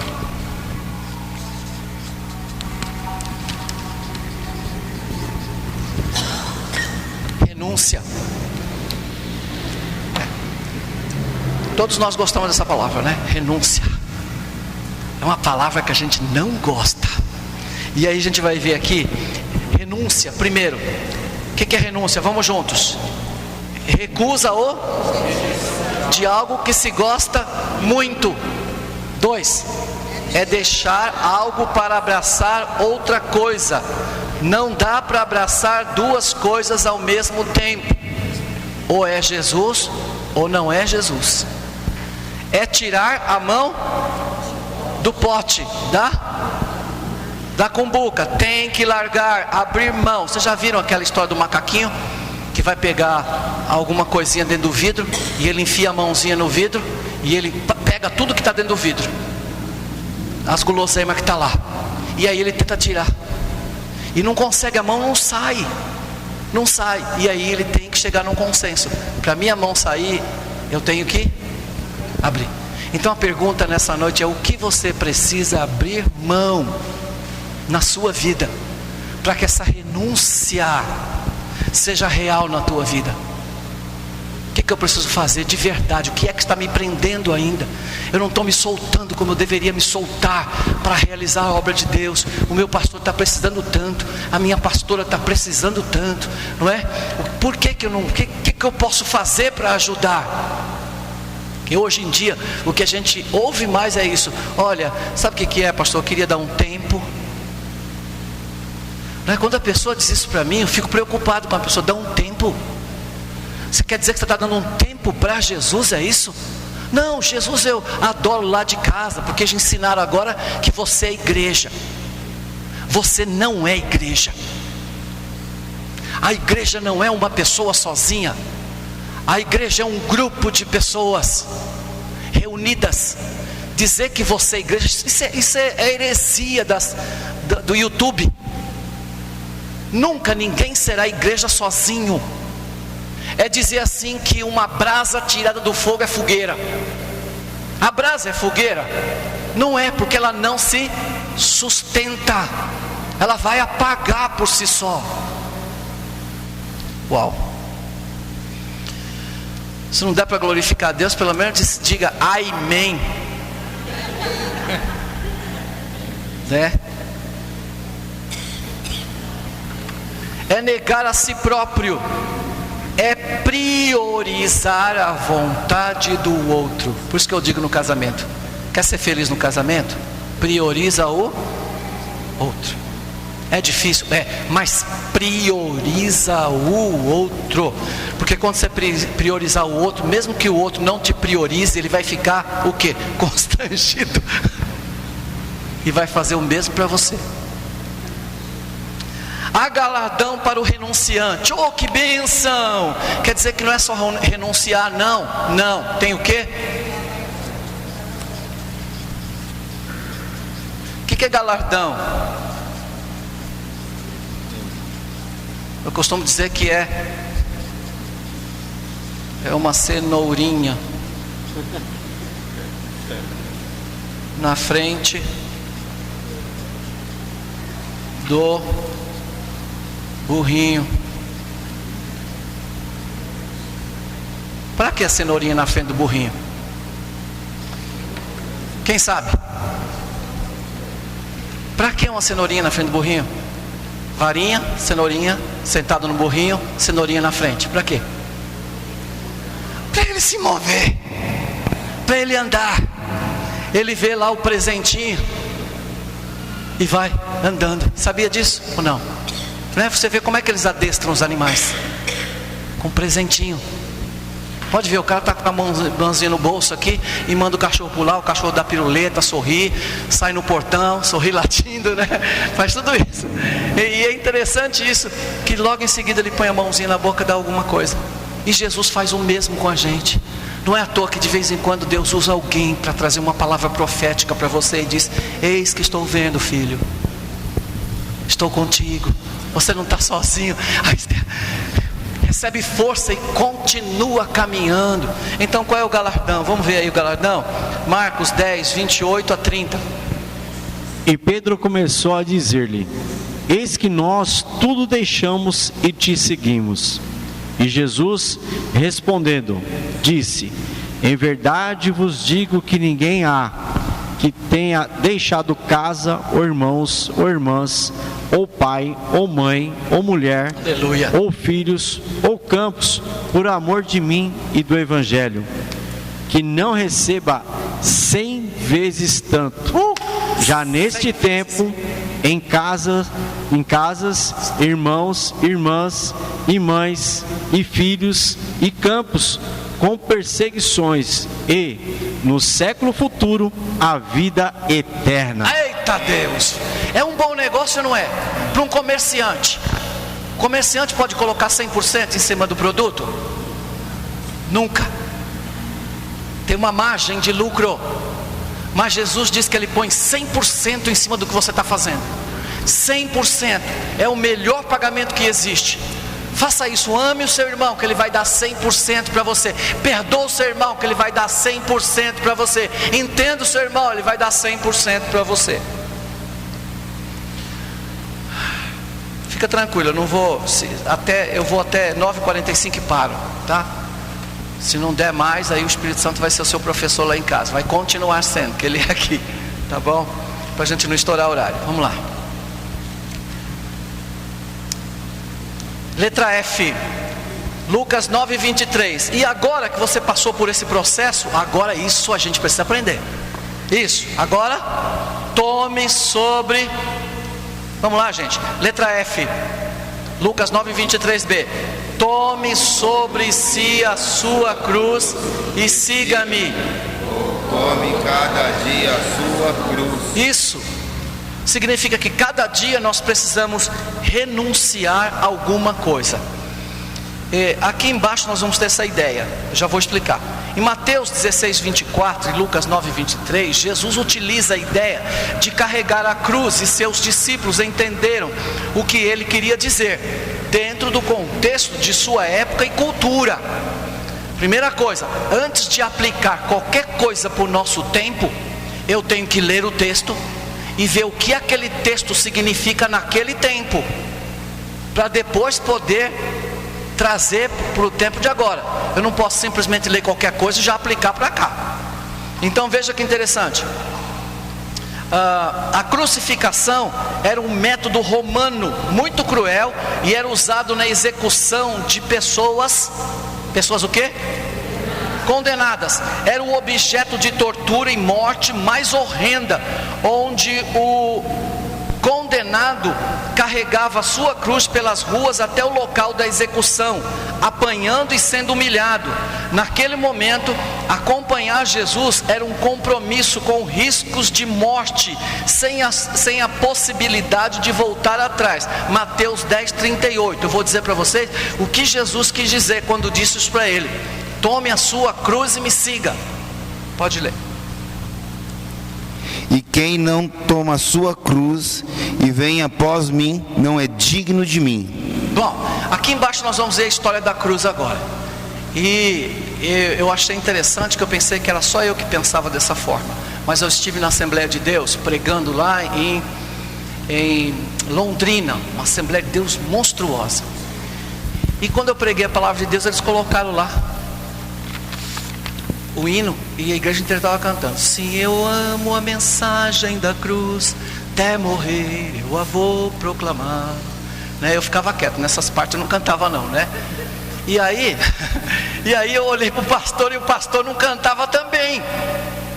O pastor da igreja não estava cantando, pastor daí. Quando terminou o culto, o que eu perguntei, pastor? Por que você não canta aquela estrofe?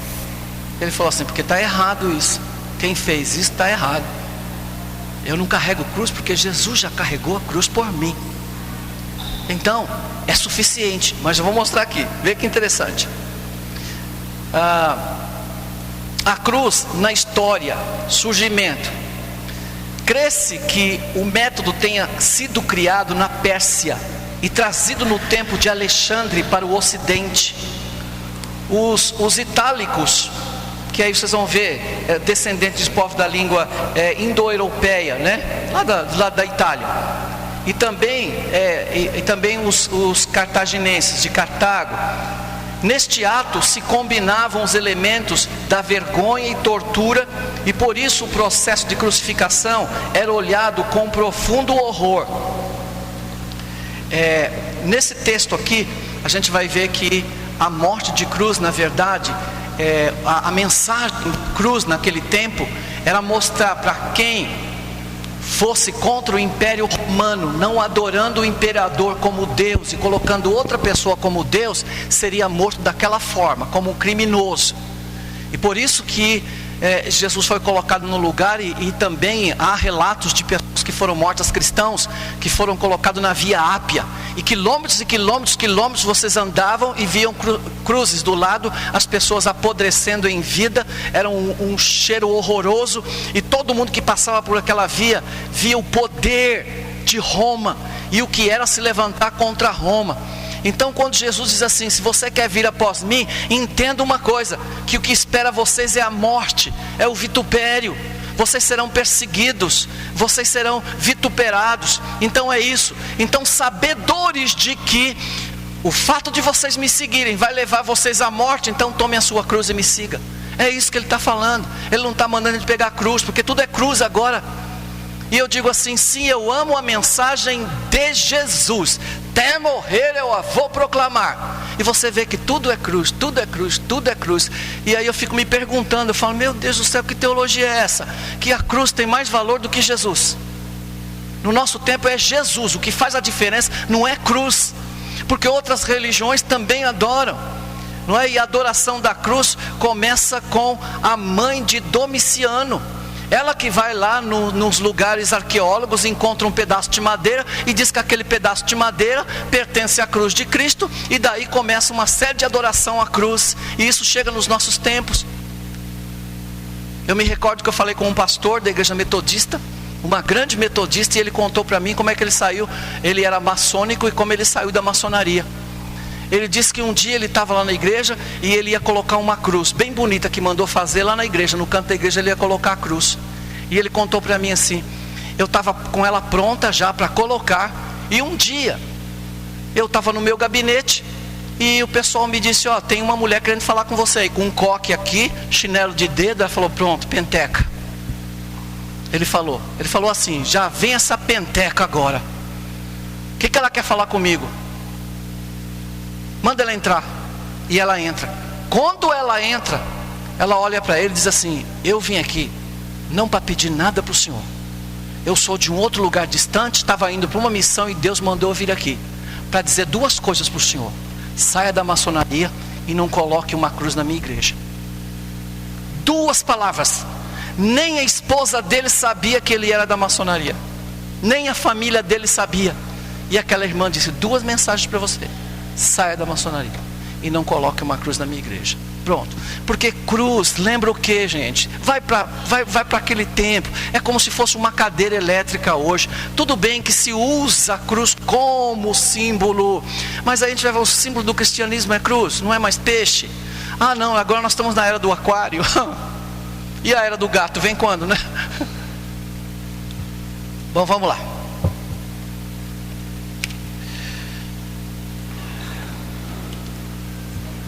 Lucas 9:24, letra G. Porque aquele que quiser salvar sua vida, perdê-la-á. E quem perder a sua vida por amor de mim, achá-la-á. Então, entregar a sua vida para o Senhor, perder, talvez futuramente seja a gente dar a vida. Porque é isso que vai começar a acontecer, que já está acontecendo em diversos lugares, na China, em outros lugares, que as pessoas dizem assim, ó, eu morro. Eu vi um testemunho de um missionário, que eles disseram, nós vamos matar sua esposa e sua filha agora. E quando ele titubeou, ia dizer, peraí, a mulher gritou assim, nunca faça isso, não faça isso, meu marido. Ela gritou, não faça isso, nós estamos preparadas. E ele chorando viu a mulher e a filha serem fuzilados, mas não negou Jesus. E a pergunta é essa: e se for nós? E se formos nós hoje? Nós estamos preparados para fazer isso por Jesus? Aí você tem a ideia de onde está indo o nosso discipulado. Você está disposto a morrer? Está disposto a ver alguém morrer no seu lugar por Jesus, com o objetivo de, não, eu nego, depois eu aceito de novo? Não é bem assim não. Então vamos lá, versículo 24. Pois quem quiser salvar sua vida, que vem do grego psiquem, refere-se à alma ou personalidade, né? Jesus exigiu a consagração completa do homem para a sua... O que vocês cantaram aqui? O último hino? Tudo. Consagração completa. Tudo. É tudo. Sem reservas. O que ficar na reserva não está na segurança de Cristo. Guarda isso. O que estiver na reserva não está na segurança dele. Ou você entrega tudo para ele, ou você deixa algumas coisas de fora. O pastor falou aqui que muitos crentes hoje se convertem, mas o bolso não se converte. O cara consegue dar a vida para Jesus, mas não consegue abrir a mão para ajudar o pastor da igreja a pagar o aluguel da igreja, a pagar as despesas da igreja. Ele é capaz de fazer, sei lá, um jejum de 30 dias, mas não consegue abrir a mão. Pense nisso. Quem quiser salvar a sua vida, o que vai acontecer? Vamos ler aí, 9:24a. Já lemos atrás, não precisa. Quando Cristo usou esse texto, foi para uma sociedade exatamente como a nossa, que entendia que salvar a vida, que não é tão curta aqui na terra, que é tão curta aqui na terra, era possuir riquezas e usufruir de tudo que existe no mundo, quer seja lícito ou ilícito. Este era o pensamento de alguns gregos epicureus em Atos capítulo 17. Preste bem atenção que algumas ideias que chegam hoje no nosso tempo vêm lá de trás. Então vamos ler Atos 17, de 17 até 19, vamos lá. De sorte que disputava na sinagoga com os judeus. Desculpa, Paulo está no Areópago grego, tá? E ele está ali, é um lugar onde eles se reuniam para discutir ideologias, e Paulo chega lá. Então continua lendo. De sorte que disputava na sinagoga com os judeus e religiosos, e todos os dias na praça com os que se apresentavam. E alguns dos filósofos, epicureus e estoicos, contendiam com ele. Uns diziam: que quer dizer este paroleiro? E outros: parece que é pregador de deuses estranhos, porque eles anunciava a Jesus e a ressurreição. E tomando, o levaram ao Areópago, dizendo: poderemos nós saber que nova doutrina é essa de que falas? Olha que interessante. Por que Jesus diz isso? Porque esse ensino dos gregos, diz a história aí, não sei se isso é verdade, diz que alguém dos gregos foi até Jesus e pediu que Jesus ensinasse eles, porque eles conseguiriam levar essa sabedoria para o mundo todo, né? Existem essas histórias no meio das teologias por aí. Eu não creio muito não, né? Então, aqui, a ideia aqui é que Jesus está falando: se você quiser salvar a sua vida, esse salvar aqui é viver a vida, é viver tudo que o mundo tem para te dar, não é viver regaladamente, sem se preocupar com a vida pós-morte. E é isso que Epicuro fez. Epicuro foi um grande filósofo, e quando ele escreveu isso, havia uma sociedade muito poderosa, uma sociedade enriquecida, onde as pessoas não tinham expectativas de vida, sabiam que a vida era curta naquele tempo, menor do que hoje era a expectativa de vida naquela época. Então eles viviam dos maiores prazeres que a carne podia dar.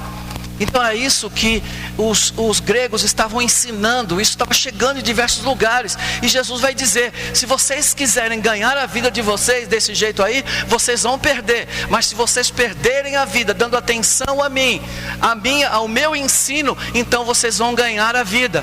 E aí vocês vão entender isso um pouco mais para baixo, ó. Por causa desse tipo de pensamento, Jesus trouxe esse alerta. Os epicureus ensinavam que seria uma coisa muito mais sábia aproveitar os confortos desta vida. Aí você vai ver o que eles dizem: comamos e bebamos, que amanhã morreremos. Essa era a filosofia. Eles não acreditavam na ressurreição e nem tão pouco na existência da alma.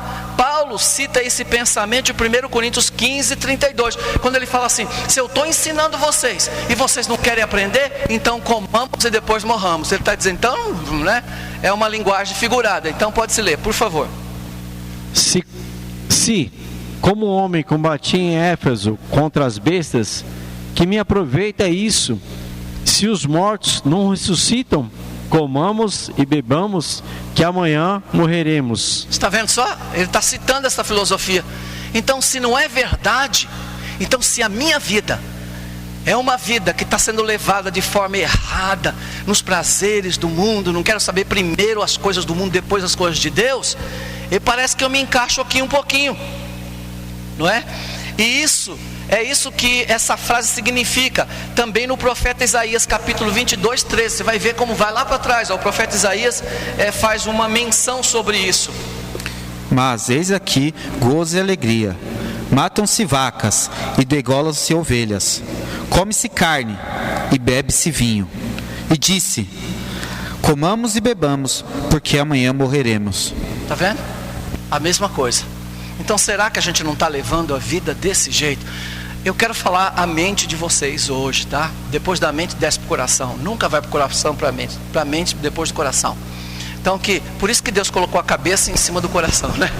Então primeiro vem para cá, leia isso, mas não enfie isso na gaveta, para. Eu orei a Deus hoje, pedi, Senhor, que isso cause uma mudança na vida deles, que eles voltem para casa pensando nisso, vão dormir pensando, e quando você colocar sua cabeça no travesseiro, o Espírito Santo possa te lembrar disso, e não fique só com você, passa isso adiante. Em Lucas 12, 15, Jesus disse ao povo: acautelai-vos e guardai-vos de toda espécie de cobiça, porque a vida do homem não consiste na abundância das coisas que possui. A gente só quer isso, é ter, é comprar, é não sei o que, a gente está querendo mostrar cada vez que é melhor do que outro, cada vez que é mais bonito que outro, cada vez que não sei o que, a gente quer mostrar, mesmo que não esteja vivendo isso, mas a gente quer mostrar. O que chama a atenção é que Cristo diz que quem quiser levar esse tipo de vida irresponsável, longe de Deus e sua graça salvadora, aproveitando o pouco de tempo que tem para viver aqui na terra, praticando tudo o que é condenado por Deus por ser pecado, estão vivendo como animais. Então cumpre-se o que Paulo disse em 1 Coríntios 15, 32, comamos e bebamos, que amanhã morreremos. Então se você está vivendo desse jeito, você está dentro dessa filosofia de vida aqui, que está completamente errada. Amém? Até aqui deu para entender? Amém. Continua para aqui. Há muitas promessas de Deus para aqueles que deixaram tudo por amor da causa de Cristo, tá? Nós já lemos isso aí. Então, nesse mundo, o que? 100 vezes mais. Ah não, mas é só no céu, né? Não vai tocar harpa, nada disso. Esquece essas besteiras, é ensinamento católico. Ninguém vai tocar harpa no céu. Também céu não tem cantinho. Não, lá no céu eu fico num cantinho. Não tem cantinho, não é? Se chegar lá e estiver sentindo calor, desconfie, né? O céu é ar-condicionado, né? Então vamos lá. 2, perdê-la-á. Vida em essência é formada por um conjunto de 24 horas por dia e o direito de escolher o que vai fazer com esse tempo. A vida se manifesta por meio de nossos pensamentos, desejos, ações e vontades. Aquele que persiste em usar sua vida, ou seja, seu tempo, livre-arbítrio, para fazer a sua vontade pessoal, em vez de fazer a vontade do Senhor, escolhe salvar-se a si, por amor de si. Enquanto que aquele que escolhe usar o seu tempo e seu livre-arbítrio para fazer a vontade de Deus, escolhe ao Senhor por amor a Ele. Como consequência, você acha a vida em Cristo. Uau! Amém? Bispo, não entendi. Lê de novo depois, tá bom? Vamos lá. 3, mas quem perder a sua vida por amor de mim e do Evangelho. Vamos lá, perder a vida não significa deixar suas tarefas e responsabilidades enquanto está vivo no mundo, mas priorizar aquilo que é de Deus. Posso ir numa festa? Pode. Posso ir num casamento? Pode. Pode dizer, pode, né? Mas prioriza. Eu costumo dizer uma coisa aqui, mas eu não sei, às vezes eu não sou bem ouvido. Eu digo assim, irmão, você vai fazer o teu aniversário no domingo, tem certeza? Domingo, quando você devia ir para a igreja dizer, Deus, obrigado por mais um ano de vida, porque eu acho que é errado falar parabéns pelo seu aniversário. Quando falam assim para mim, fala parabéns por quê? Eu não consigo acrescentar um dia. O parabéns eu acho que é para Jesus, não é não? Esse dia a gente tinha que estar aqui, pelo Deus, obrigado. Hoje eu vou te louvar com todas as minhas forças, te adorar, porque o Senhor me acrescentou mais um ano de vida, e eu quero fazer uma poupança hoje aqui te adorando. Eu vou acrescentar mais anos na minha vida. Mas a gente faz o quê? Sempre é Jesus que perde. Fazer uma churrascada em casa, vamos para o domingo. Aí faz uma churrascada no domingo à tarde, crente come, que é uma beleza. Aí quando chega na hora do culto dá o sono. Já era o culto, gente, já era. 3, estou falando tanto, está dando até cãibra. Ele prometeu o galardão ainda em vida e na pós-vida. Mateus 19, 27 a 29 nós já lemos, então 100 vezes mais. Jesus não está incentivando ninguém a abandonar a sua família, mas se for necessário confrontar a falta de fé dos próprios parentes para seguir Jesus e abandonar o pecado. Os fiéis começam de fato ganhar nesta vida e no futuro, no porvir, a vida eterna. Então, meu querido irmão e irmã, fique firme, pois haverá galardão para você aqui em vida e no céu. Diz Jesus em Apocalipse 22, 12: eis que cedo venho, e o meu galardão está comigo, para dar a cada um segundo a sua obra. Amém? Então vamos lá. 4, salvá-la-á. Só existe uma forma de salvar a vida. Como? Como, irmãos? Seguir a Jesus, tá bom? Marcos 10, 29 e 30. Tornou Jesus: em verdade vos digo que ninguém que tenha deixado casa, ou irmão, irmãos, ou mãe, ou pai, ou filhos, ou campo, por amor de mim e por amor do Evangelho, que não receba já no presente e no centuplo de casas, irmãos, irmãs, mães, filhos e campos com perseguições, e no mundo por vir a vida eterna. Amém, então vamos lá. Foi assim que Cristo respondeu para Pedro: olhem, filhos, vocês que decidiram abandonar o pecado tão normal para esta sociedade e passaram a me seguir, amar e obedecer ao meu evangelho, devem estar descansados, porque vocês não estão deixando de aproveitar a vida. Pelo contrário, vocês estão vivendo uma vida que me agrada, em abundância do Espírito. Vocês receberão minhas bênçãos aqui na terra, com adversidades e perseguições, porém tenho reservado para vocês novos céus e nova terra, ou seja, a vida eterna. Vale a pena andar na contramão deste mundo, totalmente separados para o serviço e adoração do nosso grande mestre Jesus. 1 Pedro 1,15: mas como é santo aquele que vos chamou, sede vós também santos em todo o vosso procedimento. Ser santo significa ser separado para. Santo não é o lençol branquinho e você tem que ser branquinho igual aquele lençol. A palavra santo é separado para Deus. Então é isso que ele está dizendo: seja separado para o vosso Deus, assim como o vosso Deus é separado para vós. Amém? Então vamos lá. Jesus nos convida a ser o que agora? Você viu só quanta coisa para a gente, para depois a gente levar para os outros? Então vamos lá, finalizando agora. Letra C: vinde após mim e eu farei que sejam pescadores de homem. Marcos 1,17. Em primeiro lugar, os discípulos são chamados para seguirem a Jesus e conhecê-lo. Partindo desse relacionamento, eles estariam aptos a lançarem a rede e começar a pescar homens, ou seja, levarem outros à salvação. Eu não vou ler esses textos aqui por causa do nosso tempo. Entre os diversos aspectos da chamada divina, é bom destacar Lucas 24, 29, onde diz: e eis que sobre vós envio a promessa de meu Pai, ficai porém na cidade de Jerusalém, até que do alto sejais revestidos de poder. Então agora que você andou com Jesus, que você aprendeu a andar com Jesus e a ser como Jesus, agora fique em Jerusalém. Agora você vai receber a capacitação do alto, do Espírito Santo para a obra. Primeiro, a ordem é primeiro ficar e depois ir. Vamos repetir? A ordem é primeiro ficar e depois ir. Agora você consegue falar isso de cor, olhando para o seu irmão? Diga: a ordem é primeiro e depois ir. Entre a preparação do discípulo e o seu envio como obreiro para o campo, Cristo exige de cada um: ficai, porém, na cidade. Primeiro ficar, para depois ir. Ficar sobre a ordem do Senhor é tão sublime quanto partir sob orientação e bênção do mesmo Senhor. A precipitação tem levado muitos à derrota ministerial. E eu costumo dizer aqui para muitos irmãos: se você tem o dom de profecia, irmão, tome cuidado para você não pegar um irmão lá no meio da igreja que começou agora a dizer assim: eis que o Senhor está dizendo, irmão, que você vai ser um pastor. Você acabou com a vida dele. Ali você destruiu o camarada.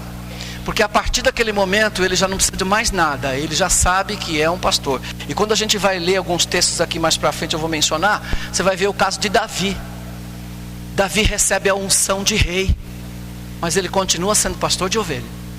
Ele podia chegar lá quando o pai dele mandou ele levar queijinho para os irmãos e dizer: opa, ei pai, o senhor estava aqui comigo, não estava?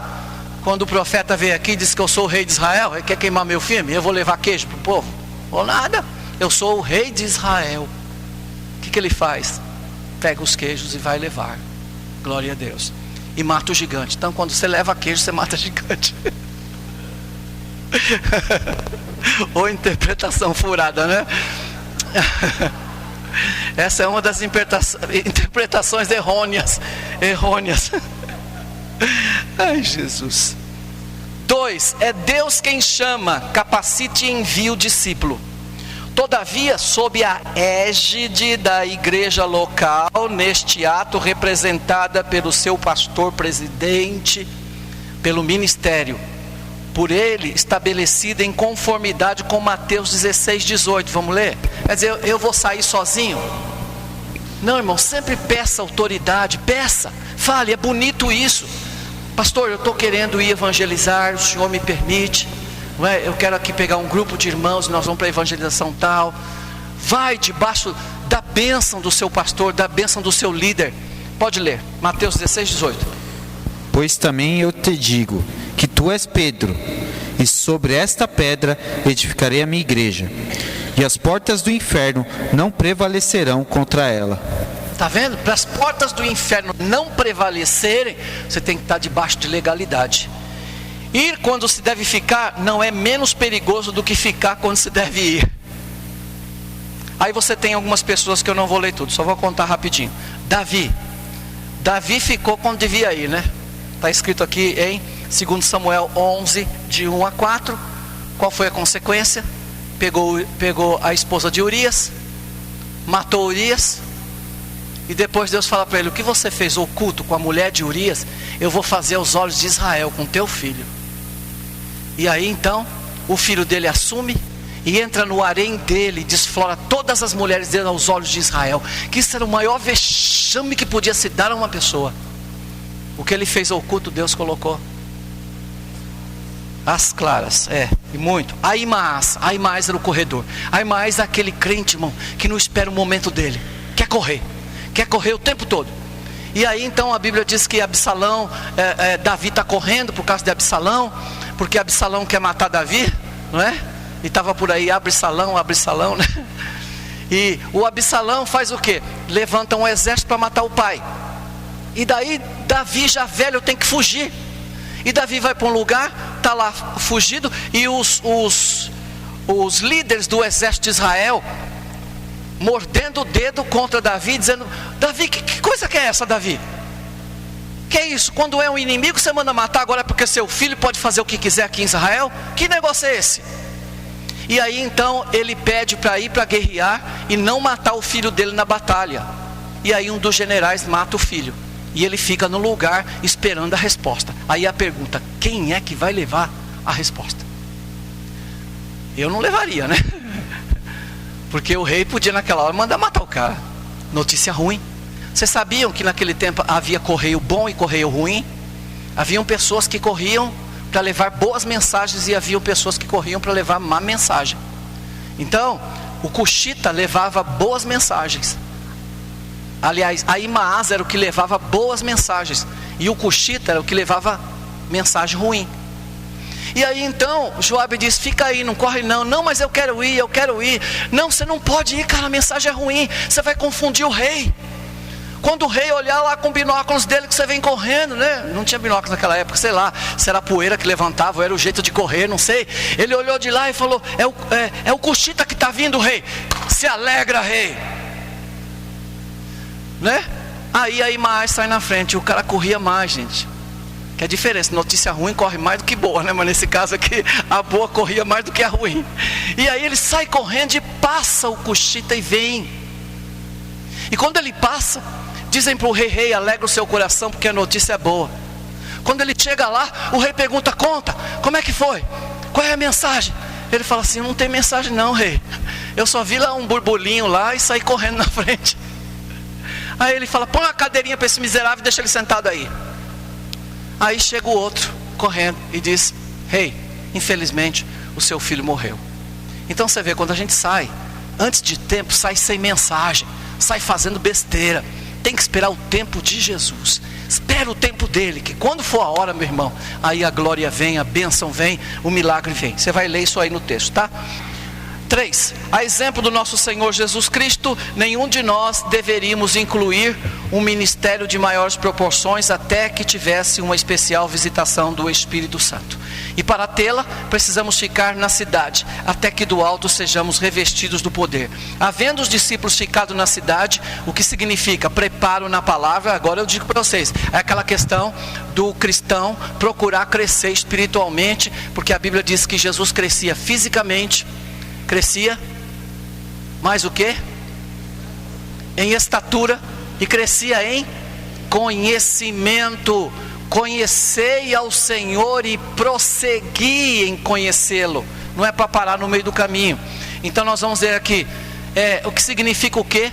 Preparo na palavra, na oração, na comunhão, no servir uns aos outros, na obediência. Veio sobre eles o Espírito Santo, capacitando-os a partir de então a saírem como testemunhas de Cristo em Jerusalém, Samaria, Judeia e até os confins da terra. 4. Não passe a carroça à frente dos bois, aguarde a chamada de Deus. Vocês estão vendo alguém fazendo isso na igreja? Consegue, os pastores conseguem ver isso? Alguém fazer isso na igreja? Passar à frente. Ah não, eu vou sair daqui da igreja porque o cara lá vai me consagrar. E aí eu falo que é aquela consagração a lá Guilherme Arantes, à meia-noite, à meia-luz no escuro do meu quarto, né? Quem conhece essa história, já revelei minha idade, né? Guilherme Arantes, gente, nem tem mais cabelo, né? Mas vai lá. 5. Tudo exige esforço. Peraí, desculpe. Ainda 4. Trabalhe com amor e afinco e não por causa de cargos, procurando as luzes da ribalta. Deus sabe que você é e no tempo certo Ele te exaltará. Davi foi ungido a rei de Israel, mas não abandonou sua humilde posição de pastor de ovelhas até o tempo escolhido por Deus, quando foi colocado no trono de Israel pelo próprio Deus. Está o texto aí. 5. Tudo exige esforço. Eu não gosto de falar a palavra preço. Essa palavra preço, ela é... Como é que eu posso dizer, hein? Ela é assim meio... Me ajuda aí, gente.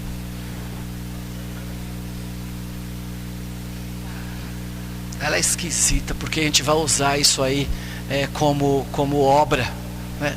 Mas tem que pagar o preço. Tem uma moça que fez o hino lá, que começa a falar assim, que tudo é pela graça, né? A mesma que mandou ficar no palco, né? Se você passar na prova não me ajudou, quando vê você na bênção, vai se arrepender. É o sabor de mel, é o sabor da revolta. E aí começa a cantar aquele hino, né? E depois, como é que ele diz? Se você passou na prova e não me ajudou, quando eu estiver aqui em cima, ó, o troco vem, viu? É essa a ideia. E ela faz um hino que ela começa a falar que é por Cristo que se salva, que é pela graça.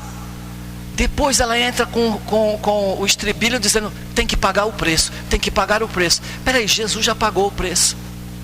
Você sabe que quando Jesus olha para a gente, Ele não vê um bonitinho, lindinho, não vê não. Não vê não. Ele só consegue ver a gente da forma que nós pensamos que Ele vê, quando Ele vê Cristo em nós. Deus não aceita ninguém Ele aceita porque Jesus está em nós. Ele disse: este é o meu filho amado, em quem eu tenho prazer. Eu tenho prazer nele. Deus terá prazer em nós quando Cristo estiver em nós. Aí a coisa muda de figura, tá? É bom pensar. Quando a gente fala umas coisas assim, a gente nem glorifica mais a Deus, né? A gente franja meia testa, assim, fica, né? Mas faz parte. Tudo exige esforço. Não seria diferente para com a chamada do obreiro.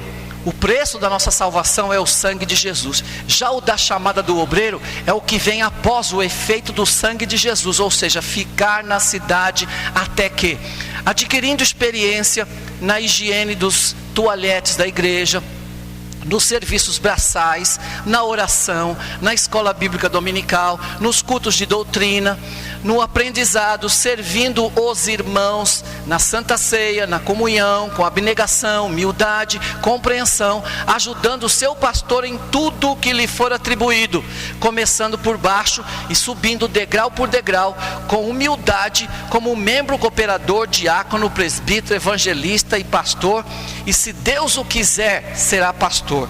Disse Jesus: sigam-me. Amém? Estão preparados para seguir a Jesus? Nós vamos nos colocar de pé agora. Vamos fazer uma oração. Vamos cantar um hino. Vamos encerrar, tá? E ali atrás tem algumas coisinhas para a gente comer. Nós vamos ali tomar um cafezinho antes de irmos embora. E eu quero agradecer de coração esse momento de vocês estarem aqui hoje.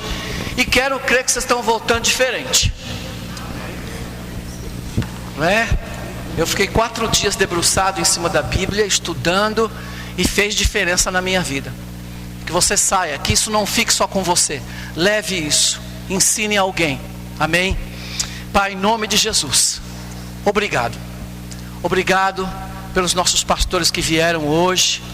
Obrigado pela igreja que esteve conosco. Obrigado, Senhor, pelos meus irmãos que deixaram seus lares para estarem aqui hoje. Que o Senhor os fortaleça, que o Senhor faça-os crescer cada vez mais e sejam instrumentos teu, para louvor e glória do teu nome. Nós te agradecemos por tudo isso, em nome do Senhor Jesus Cristo. Amém e amém.